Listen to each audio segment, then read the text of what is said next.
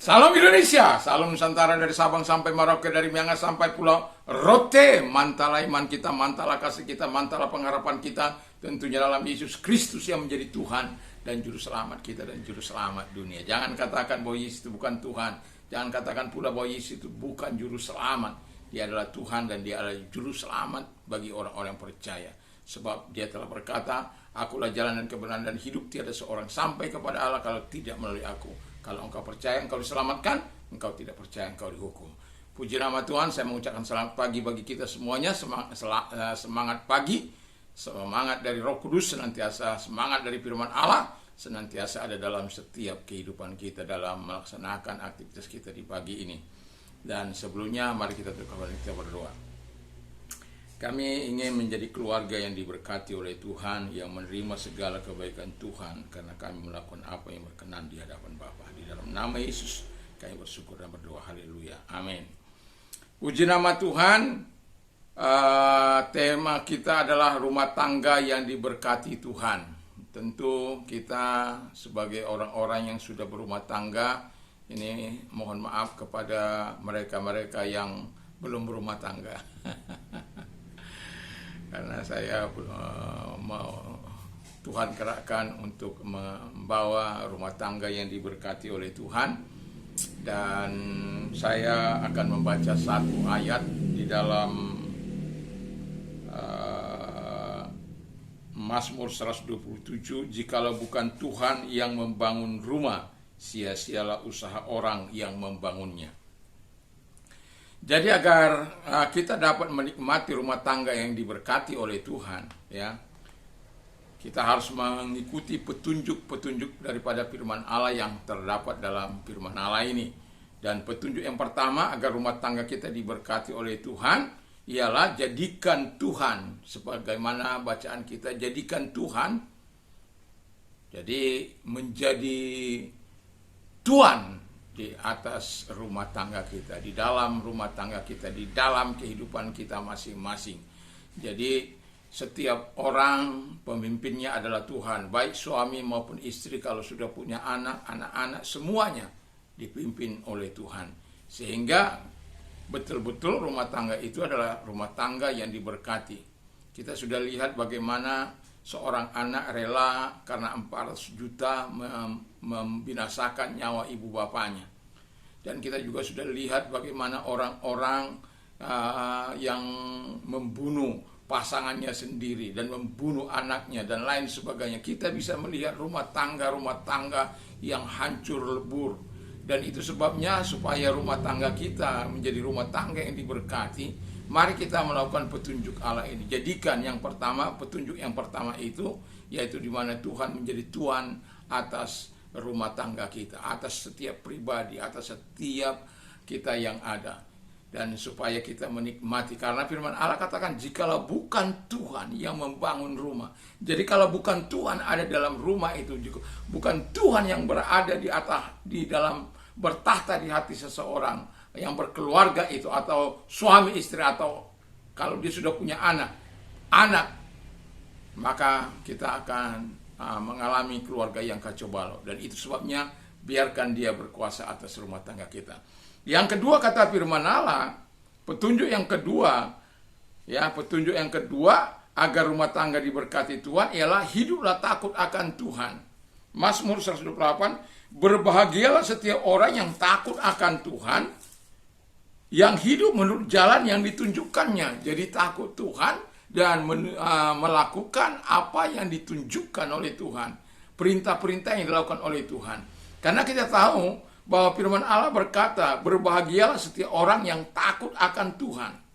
Jadi Allah, nanti sore saya akan menyampaikan tujuan Allah membangun keluarga, ya, tujuan Allah membangun sebuah keluarga.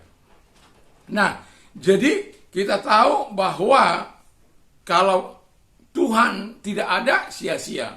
Tapi kalau Tuhan ada, dikatakan firman Allah, orang itu bahagia. Orang itu happy di dalam Tuhan. Dan bukan hanya itu. Karena dikatakan dalam takut akan Tuhan itu, kalau kita baca dalam Mazmur Amsal 14 ayat 26-27, dalam takut akan Tuhan itu ada ketentraman yang besar. Mau tentram? Jangan selingkuh. Mau tentram? Jangan bohongi keluarga. Mau tentram? Hidup seturut dengan firman Allah. Hidup sesuai dengan petunjuk firman Allah. Hidup dalam takut akan Tuhan. Haleluya. Lalu dikatakan ada perlindungan bagi anak-anaknya. Jadi orang yang takut akan Tuhan itu akan diberkati. Kalau dalam Mazmur 108 tadi, setiap orang dalam sebuah anggota keluarga, mereka harus takut akan Tuhan. Bukan hanya keluarga, hanya suami, atau hanya istri, atau hanya anak. Tapi semua, setiap orang harus takut akan Tuhan dan melakukan petunjuk Tuhan itu. Nah, ketika takut akan Tuhan itu menjadi pemimpin, penguasa dalam kehidupan kita, itulah yang disebut ada ketentraman yang besar, ada perlindungan yang sesungguhnya bagi setiap orang. Dan kemudian dikatakan dalam takut akan Tuhan itu ada sumber kehidupan. Jadi kalau takut akan Tuhan itu ada dalam sebuah keluarga, itu akan menjadi Tuhan menjadi sumber kehidupan. Yang kalau sudah Tuhan menjadi sumber kehidupan, wow, kita akan senantiasa menikmati segala kebaikan dan kemurahan Tuhan. Jadi, dan kemudian dalam takut akan Tuhan itu, kita akan terhindar dari jerat-jerat maut.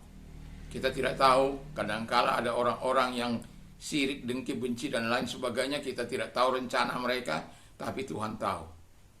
Tuhan yang mengendalikan, God is control. Jadi kalau Tuhan yang mengendalikan, dia tidak, kita seperti bagaimana kita tahu segala mantra terhadap keturunan Yakub itu tidak akan pernah mempan. Baca itu Bilangan 23 ayat 3. Dan Yohanes juga katakan 1 Yohanes 4 ayat 4, roh yang ada padamu jauh lebih besar daripada roh-roh yang ada dalam dunia ini. Jadi ketika takut akan Tuhan itu, kemenangan akan ada di pihak kita, ketentraman ada di pihak, sumber kehidupan akan ada dalam kehidupan kita. Dan yang terakhir adalah petunjuk yang ketiga agar rumah tangga diberkati Tuhan, ialah jadikan firman Tuhan menjadi kompas kehidupan kita. I have chosen the way of truth. Jadi aku telah memilih jalan kebenaran. I have set my heart to your law. Aku telah menyetel, memasang, menyesuaikan hatiku dengan hukum-hukummu, dengan firman-Mu. Wow. Jadi kalau hidup kita jadikan Tuhan itu menjadi kompas, firman Allah itu, kebenaran itu menjadi kompas kehidupan kita, tentu kita sebagaimana Mazmur dalam 100 itu tadi ayat 119 ayat 30 ya, yang sekarang dalam Mazmur 119 ayat yang ke-57. You are my portion, O Lord, I have promised to obey your word. Engkaulah bagianku. Jadi kalau Tuhan itu bertata tadi, kalau Tuhan itu ada dalam hidup kita, Tuhan itu menjadi bagian hidup kita, memimpin hidup kita, berkuasa atas hidup kita, kita akan taat. Dan para pemasuk kata taat terhadap firman Allah. Dan itulah yang mau saya katakan, ketika kita taat terhadap firman Allah, kita akan berpegang teguh kepada kebenaran itu. Kita akan mentaati firman Allah itu. Kita akan hidup sesuai petunjuk-petunjuk firman Allah sebagaimana tadi Mazmur 108 yang sudah kita baca ayat 1b-nya. Jadi petunjuk-petunjuk daripada firman itulah yang membuat kita diberkati oleh Tuhan. Saya berharap kita adalah rumah tangga yang diberkati oleh Tuhan. Saya berharap kita adalah rumah tangga yang menikmati Tuhan dalam hidup kita, dalam persekutuan kita, dalam rumah tangga kita. Biarkan dia menjadi Tuhan di dalam seluruh kehidupan kita. Biarkan kita tetap memiliki takut akan Tuhan. Bagaimana Musa ketika Tuhan datang dalam kemuliaannya, lalu orang Israel takut untuk datang kepada Tuhan. Lalu Musa katakan, kamu tidak perlu takut, sebab Tuhan itu akan memberikan firman Allah bagi mereka, yaitu takut akan Tuhan, supaya manusia itu terhindar dari berbuat dosa. Takut akan Tuhan ini membuat kita betul-betul bisa melakukan kehendak Allah, karena kekuatan Allah sendiri dalam kehidupan kita. Dan juga ketika kita menerapkan prinsip-prinsip kebenaran firman Allah, hidup sesuai dengan petunjuk-petunjuk firman Allah, kita akan menikmati apa yang dikatakan sebagai kasih karunia Tuhan akan terus berlimpah-limpah di dalam hidup kita. Jadi jangan biarkan kasih Allah terlepas dari hidup kita. Biarkan kita menikmati dalam rumah tangga sebagai rumah tangga orang-orang percaya. Biarkan rahmat Tuhan ada. Itu sebabnya sebagai orang percaya, kalau rumah tangga kita adalah rumah tangga yang diberkati, pasti tidak akan pernah ada perceraian. Terkecuali rumah tangga mereka dikuasai oleh setan, setan menjadi raja dalam kehidupan mereka, maka akan ada kehancuran. Tetapi kalau Tuhan yang menjadi penguasa kehidupan kita, rumah tangga kita, saya yakin dan percaya memang ada masalah, memang ada kesulitan, memang ada hal-hal yang mungkin membuat ada sebuah hal yang tidak menyenangkan. Tetapi karena kita ada di dalam Tuhan, kita melakukan petunjuk-petunjuk Tuhan, kita dapat mengatasi semuanya dan memberikan kemuliaan bagi Tuhan. Nanti sore saya akan membawakan tujuan Tuhan membuat rumah tangga. Jadi kita tahu apa tujuannya Tuhan membuat rumah tangga. Jadi kalau orang tidak tahu tujuannya dia berumah tangga, itu sudah aneh gitu. Ya, bukan hanya sekedar buat anak, ya, walaupun itu adalah dalam rencana Allah. Tetapi ada jauh lebih penting dari situ untuk engkau menikmati segala kekuatan Tuhan dan kuasa dan kasih dan berkat-Nya. Mari kita tunduk kepala dan kita berdoa.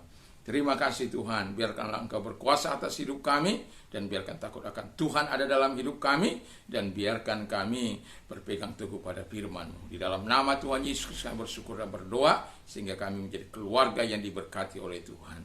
Dalam nama Yesus, haleluya, amin.